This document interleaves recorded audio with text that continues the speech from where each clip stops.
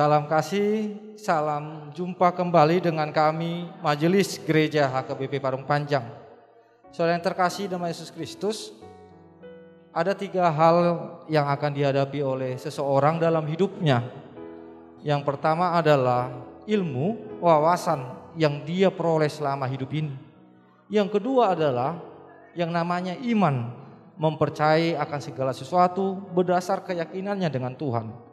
Yang ketiga adalah yang akan dihadapinya, yang diterima dalam hidupnya adalah penderitaan, tantangan dan cobaan, rintangan di tengah-tengah kehidupan ini. Yang menjadi persoalan adalah ketika penderitaan datang, apa yang dipakai oleh seseorang untuk menghadapinya. Karena jika dipakai ilmu, banyak orang-orang pintar yang tidak bisa menghadapi persoalan hidupnya menjadi putus asa dan bahkan bunuh diri.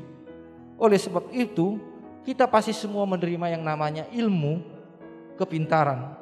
Tetapi untuk hal menghadapi yang namanya pencobaan, penderitaan, tantangan, perlu ada yang namanya iman kepada Tuhan, sehingga kita dikuatkan.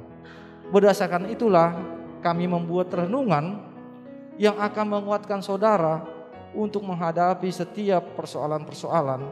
Dan biarlah melalui renungan ini saudara boleh menemukan jawaban-jawaban yang Tuhan berikan kepada saudara menghadapi setiap persoalan-persoalan kehidupan. Selamat menikmati renungan yang disampaikan oleh majelis gereja ini, dan biar renungan ini menjadi berkat bagi kita, bagi gereja kita juga. Amin.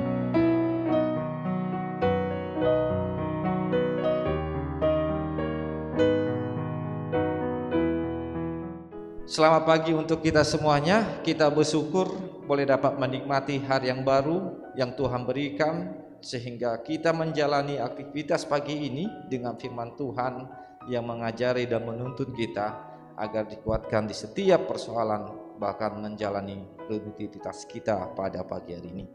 Oleh sebab itu, marilah kita berdoa. Terima kasih Tuhan atas pagi yang baru yang Tuhan anugerahkan di tengah-tengah kehidupan kami. Dan biarlah hari yang baru ini yang menjadi anugerah bagi kami jalani dengan ucapan syukur kami melalui firman Tuhan yang mengajari kami. Terima kasih Tuhan, di dalam Kristus Yesus kami telah berdoa dan mengucap syukur kepadamu. Amin. Saudara yang terkasih, firman Tuhan yang menyapa kita pada hari ini tertulis dalam Yesaya 49 ayat 26. Demikianlah firman Tuhan. Aku akan memaksa orang-orang yang menindas engkau memakan dagingnya sendiri, dan mereka akan mabuk minum darahnya sendiri, seperti orang mabuk minum anggur baru, supaya seluruh umat manusia mengetahui bahwa aku Tuhan adalah juru selamatmu dan penebusmu, yang maha kuat, Allah Yakub. Demikian firman Tuhan. Saudara yang terkasih, kita mengetahui banyak cara Tuhan memperkenalkan dirinya kepada umatnya.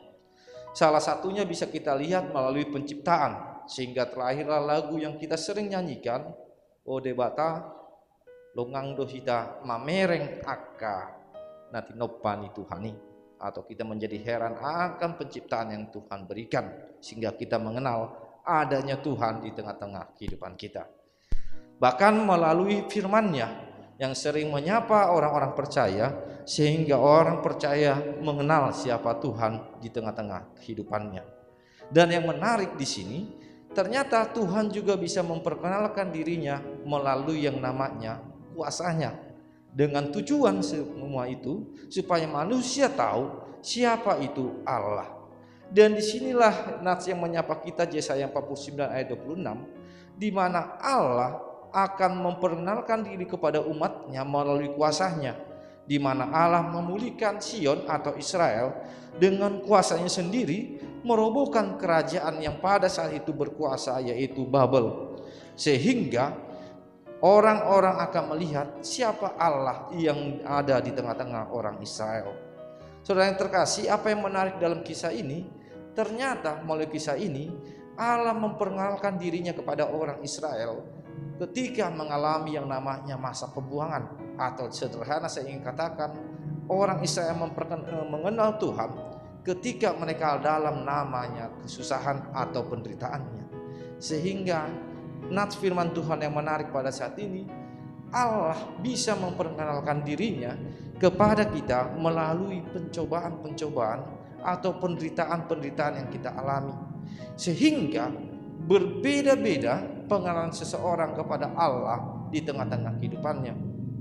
Mungkin ada orang yang mengenal Allah melalui berkatnya, kesembuhan yang diberikan, tapi di balik persoalan kita sekalipun, kita bisa mengenal Allah seutuhnya.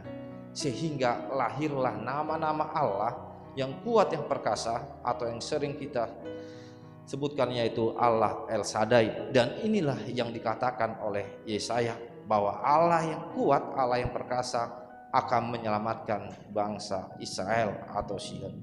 Dan dari pengenalan-pengenalan itulah terciptalah yang namanya Allah di tengah-tengah kehidupan kita. Allah Eroi, Allah Erohim, Allah El-Olam, yang semuanya itu menunjuk akan pengenalan seseorang ketika Allah menyapa di tengah kehidupannya. Biarlah kita mengenal Allah di tengah-tengah setiap persoalan kita, dan kita lihat ternyata persoalan bukan hanya menjadi suatu kerugian, tetapi ketika ada persoalan, disitulah kita dimampukan melihat Allah dengan seutuhnya. Amin. Kita berdoa.